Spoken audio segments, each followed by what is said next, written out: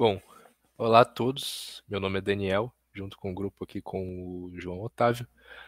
O nosso trabalho é sobre deslocamento e adaptação de domínio. Bom, no mundo ideal, os modelos de machine learning e data mining, eles consideram que os dados históricos que a gente usa para treinar os modelos, em casos principalmente de algoritmos supervisionados, eles se encontram no mesmo espaço de características e apresentam a mesma distribuição dos dados reais que nós vamos encontrar num cenário em que o algoritmo já está funcionando ali para valer, né?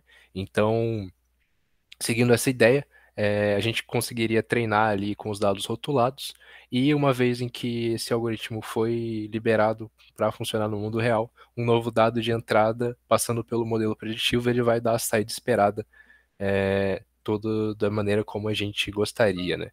O problema é que a vida ela não é um mar de rosas, né? Como já dizia o Rocky Balboa.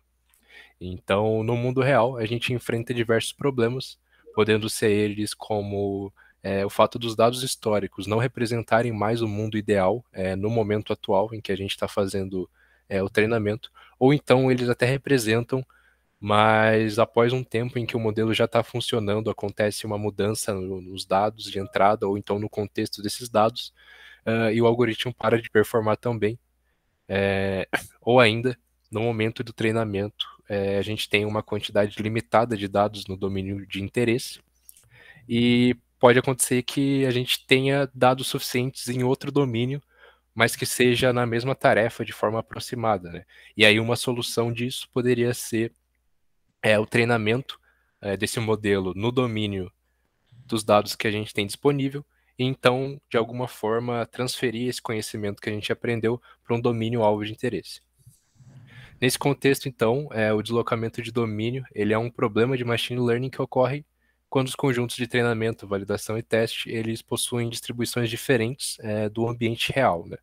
Então, durante o treinamento, quando a gente tem esse efeito, pode ocasionar ali uma estimativa de perda, no caso da função de perda ali do algoritmo de treinamento, né, de certa forma enviesada, o que afeta negativamente o desempenho da rede quando aplicada numa tarefa real. Um exemplo é uma inteligência artificial treinada numa série temporal de preços de um produto, e em dado momento esse algoritmo ele tem o seu desempenho afetado porque o produto sofreu alterações relacionadas à política econômica ou variações de mercado. Então são os mesmos dados, mas a gente tem uma mudança de contexto que faz com que os resultados deles não correspondam mais à realidade. No contexto das aplicações visuais, o deslocamento de domínio ele é comum, principalmente quando a gente sai do cenário de treinamento ali com os dados, bases de dados muito bem comportadas e tudo mais, e parte uma situação real, onde a gente tem diversas mudanças de background, localização de onde os dados foram capturados e onde o algoritmo vai rodar, a pose da câmera e objetos, além de variações como iluminação, por exemplo. Aqui nesses dois exemplos a gente tem ali na reconhecimento de objetos, a gente pode estar treinando o nosso modelo em imagens de sites de vendas, mas que no final das contas são muito diferentes quando a gente olha para imagens do mesmo produto em ambientes reais, né? Ou ainda em detecção de objetos, como carros, por exemplo, dependendo do ângulo em que a gente está vendo a imagem, o objeto pode variar bastante, e o entendimento do algoritmo também. Bom, indo a algumas definições importantes, um domínio D, ele é composto por um espaço de características F, de D dimensões, e uma função de distribuição de probabilidade marginal P de X, tal que X ele é uma característica pertencente ao nosso conjunto F de características. Ou seja, né, dois domínios eles podem ser ditos distintos se as suas distribuições de probabilidade P de X diferem entre si, ou se os espaços de características F são diferentes. Uma tarefa pode ser definida como, dado um domínio D, essa tarefa T ela vai consistir de um conjunto de rótulos Y e um classificador F de X, que vai nos dar a probabilidade de um dado X ser da classe Y, dado que a gente teve o X ali como entrada, né? Ou seja, dado um mesmo conjunto de rótulos Y e uma função de classificação que as probabilidades condicionais sejam aproximadamente ou exatamente as mesmas, a gente está tratando ali da mesma tarefa. E nesse caso, quando a gente está tratando da mesma tarefa e a diferença ela está no domínio dos dados, então nós temos um problema de adaptação de domínio. Então, a adaptação de domínio, formalmente, ela pode ser definida como, dado um domínio DS e um domínio alvo, DT, assumindo que os domínios são diferentes em relação à sua probabilidade marginal, e dado duas tarefas no domínio fonte e no domínio alvo, com distribuições condicionais aproximadamente iguais, o objetivo da adaptação de domínio vai ser melhorar uma função de predição f de xt no domínio alvo, usando os dados presentes no domínio fonte DS, né? Dessa forma, a gente considera que a tarefa é a mesma, então os rótulos das classes são compartilhados entre os domínios. Bom, o deslocamento de domínio, na verdade, é um problema de machine learning, né? Mas as técnicas que a gente utiliza para solucionar esse problema acabaram levando a gente para uma técnica de machine learning que é atualmente uma das mais aquecidas na área, né? Que é a transferência de aprendizagem. A transferência de aprendizagem ela se baseia em transferir o conhecimento que um algoritmo tem sobre uma tarefa para solucionar uma outra tarefa. O aprendizado de máquina tradicional, ele toma uma tarefa, como, por exemplo, uma análise de sentimento. Ele tem os textos, o sentimento associado àquele texto, que é o rótulo. Então, ele vai treinar em cima desses textos e depois depois que o algoritmo é pronto, ele vai executar essa tarefa especificamente. Então, a gente tem um algoritmo para cada tarefa. A transferência de aprendizado se baseia de que é possível obter contextos de uma tarefa relacionada à tarefa objetivo. Então, se você tem uma tarefa objetivo que tem dados não rotulados, ou então que tem poucos dados rotulados, você pode utilizar do que o algoritmo aprende solucionando outras tarefas. Um exemplo disso é o algoritmo BERT, que é um algoritmo bem famoso de processamento de linguagem natural, em que ele é treinado em duas tarefas. Uma que é detectar se uma frase é sequência de outra, e outra que é você mascara uma palavra no meio de uma frase e ele tenta adivinhar qual palavra essa é. Isso é feito normalmente com os dados do Wikipedia, então são quantidades massivas de dados, e ele aprende algo sobre linguagem, sobre como funcionam as línguas. Então você pega esse algoritmo, adiciona uma última camada, que é uma última camada de classificação, e treina somente essa última camada para que ela solucione uma outra tarefa, como, por exemplo, a detecção de linguagem de ódio. Então, ele utiliza a compreensão de linguagem das outras tarefas para solucionar essa tarefa específica de detecção de linguagem de ódio. Próximo. Bom, a transferência de aprendizagem tem várias maneiras de você fazer isso, né? Então, a adaptação de domínio é uma das maneiras. Então, quando você tem dados rotulados somente no domínio fonte, e você sabe, e os dois domínios são diferentes, mas você quer solucionar a mesma tarefa nesses dois domínios, você tem a adaptação de domínio, né? Então, por exemplo, se você tem dados rotulados no domínio fonte e no objetivo, você tem aprendizado multitarefa. Se você tem no objetivo, mas não no fonte, é autodidatismo. E tem todos esses métodos. Pode ir para a próxima.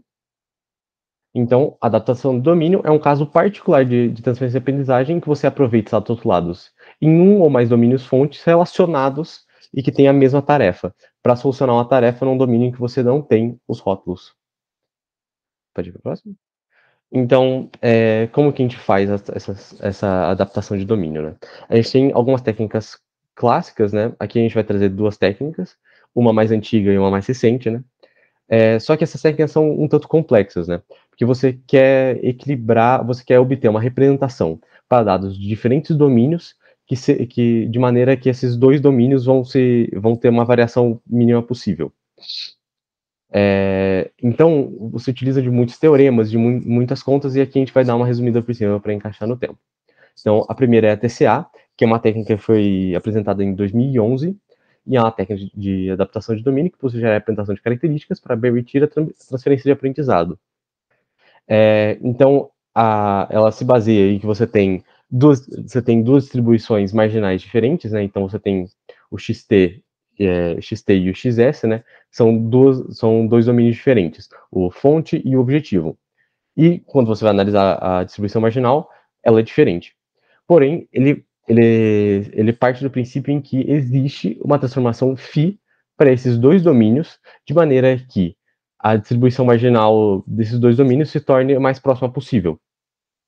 Então, ele determina duas regras que ele vai tentar seguir, que é que a distância entre a distribuição normal do conjunto fonte, do domínio fonte, e a distribuição normal do domínio objetivo seja a menor possível, mas ele não pode permitir que essa transformação φ altere as propriedades originais de xt e xs. Então, ele vai utilizar uma métrica chamada MD, que é uma métrica de distância entre distribuição marginal, e ele vai minimizar essa distância. E, ao mesmo tempo, ele programa uma função trade-off que vai observar junto com uma matriz de identidade para manter a variação entre os diferentes domínios a mais próxima possível do original. Próximo. Aqui nesse slide, só para exemplificar o funcionamento dessa métrica MMD, né? Então, aqui a gente tem 3 gráficos, e você tem em cada um desses gráficos 2 domínios, o domínio azul e o domínio vermelho. E ali em cima a gente tem o valor dessa métrica MMD. Então, no primeiro caso, a gente tem 2 domínios muito parecidos, né? Eles são muito próximos, então a MMD deles é muito baixa. No segundo, ele já se distancia um pouco, né? Esse grupo vermelho é um pouco mais espalhado, enquanto o grupo azul se mantém na mesma posição. Então, aumenta um pouco mais. E na última, você tem pouquíssimos dados ali que coincidem, né? Eles estão bem separados, eles têm uma distribuição bem diferente um domínio do outro, né? Então, essa métrica vai subindo à medida que esses domínios são diferentes. Próximo. Então, essa é a técnica agora, o TKL, o Transfer Kernel Learning, que é a técnica que a gente implementou nesse trabalho.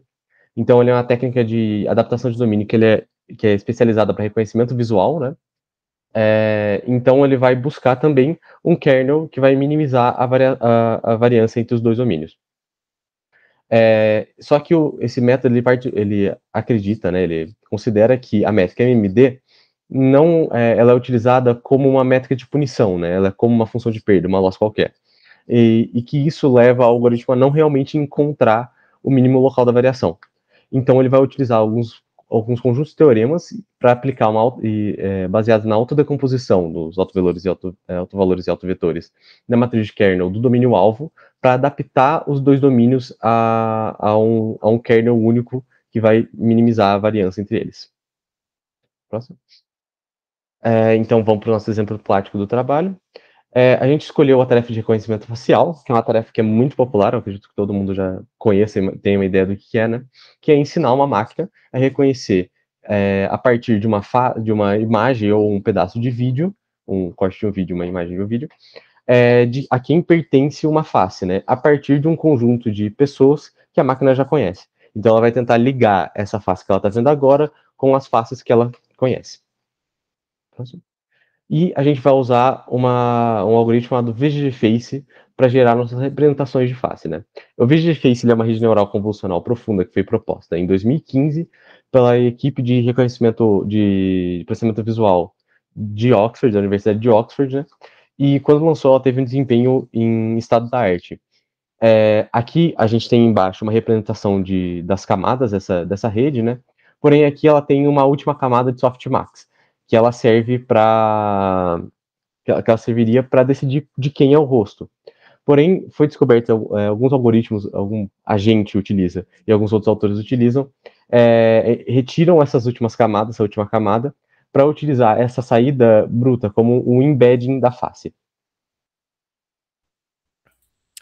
Bom, o conjunto de dados que a gente utilizou para a aplicação prática foi o ARFace, que é um conjunto de faces com mais de 3.000 fotos de 130 indivíduos em diferentes condições, sendo elas em condições normais, com o indivíduo olhando normalmente de frente para a câmera, com o indivíduo fazendo diferentes expressões faciais, fechando o olho, abrindo a boca, o indivíduo com variações de iluminação aplicados na face dele, oclusão na região de nariz e boca, com cachecóis, e oclusão com óculos escuros na região ocular. O objetivo do nosso experimento foi utilizar o TKL para aprender um kernel que seja invariante entre um domínio fonte, no caso o domínio em que o indivíduo está na situação normal.